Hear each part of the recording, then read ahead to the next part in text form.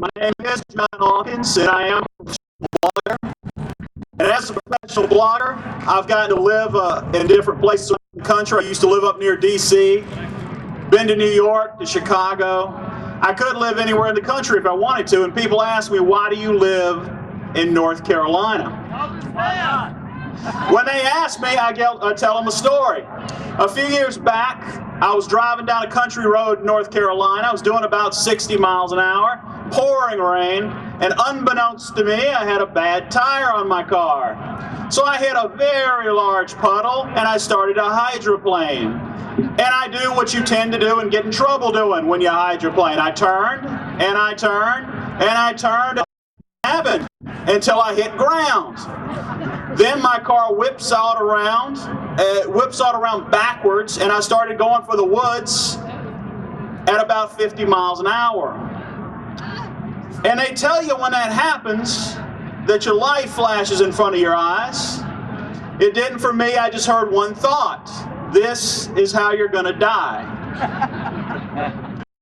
So the car flipped over, went backwards, landed in a ditch, and the impact of it was so tremendous it actually broke the front seat and sent me tumbling head over heels into the back seat, where unfortunately I had bought a piece of window art. And that is exactly what it sounds like, a window pane with a painting on it. That's where my head ended up, in the back seat. So as I'm laying there and I'm kind of dazed for a moment, I start to get my bearings.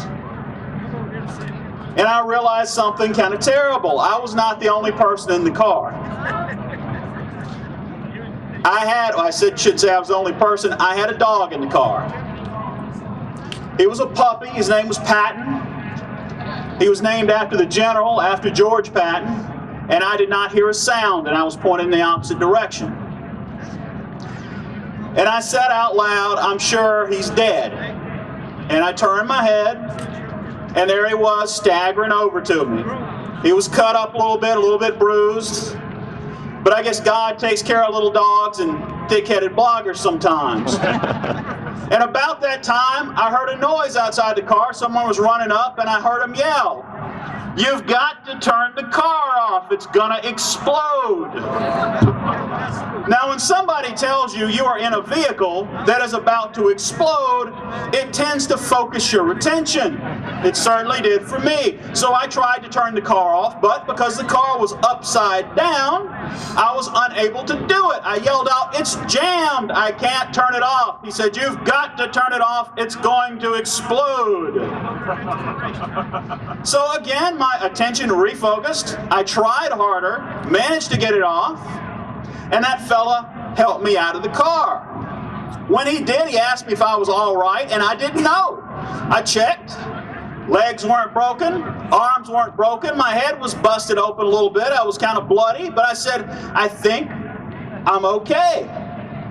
And he said, "I called an ambulance, I'm glad you're okay, goodbye." And he took off. Now, I don't know exactly why he took off so fast. Had it been me, I would have probably been scared that someone from the government would show up and force me to fill out some paperwork. Maybe that's why he took off so fast. But in any case, I walked up to the side of the road, and as I was waiting for the ambulance, several cars stopped. And they either stopped and got out, or they slowed down, rolled down their windows, and asked me if I was okay. Every single car. And that's the kind of people who live in North Carolina. It's the type of character they have, and that's a big part of the reason I live in this state.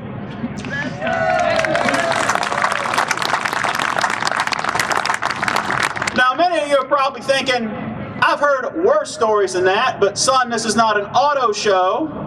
Why did we just have a long story about a car crash? Very simple, because right now our country is flipped over in a ditch. Right now our country is standing on the side of the road with a bloody head, and they need some help.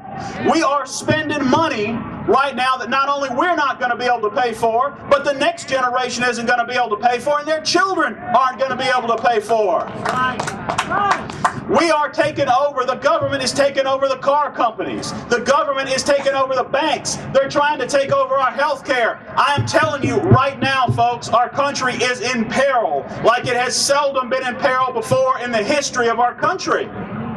And people think, gosh, all we need is a leader to come along. The right leader in 2012, he'll knock out Barack Obama and everything will be fine. If Mitt Romney will run in 2012, not a lot of fans of Mitt. If Mike Huckabee will run into...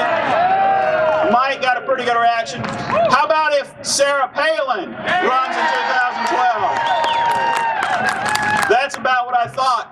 Here's the thing, folks. I hate to disillusion you, but it's not enough to have them run. People think back to a great American like George Washington, probably, in my opinion, the greatest American, and we give him his due. He's on the dollar. We love him.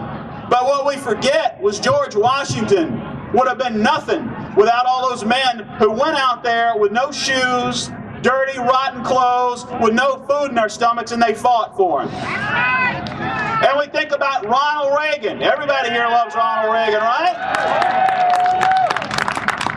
Great leader, the great communicator. People forget. Ronald Reagan ran for president in 1976 and he lost.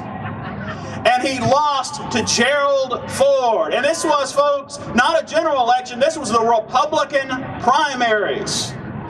Gerald Ford is a fine, fine fella, nice enough, but when the history books are written, he's going to be a footnote, and Ronald Reagan's going to be a page. So how did he lose? He didn't have the foot soldiers. The conservative movement was not ready for him. The country was not ready for him. The point of that is, folks, the country needs a leader right now, and to have a leader, we've got to have the foot soldiers. We've got to have the people who are willing to come out and to put signs up in their yard, and the people who lick envelopes, and the people who go out and make phone calls, and the people, when someone who's good, a good, decent person is being attacked, we need the people who are going to stand up and say, no, they're not as bad as what you're saying, they're a good person. We need the people who come out to rallies like this. You guys are the people who are going to make a difference. It won't be the leader. It'll be people like you all across the country.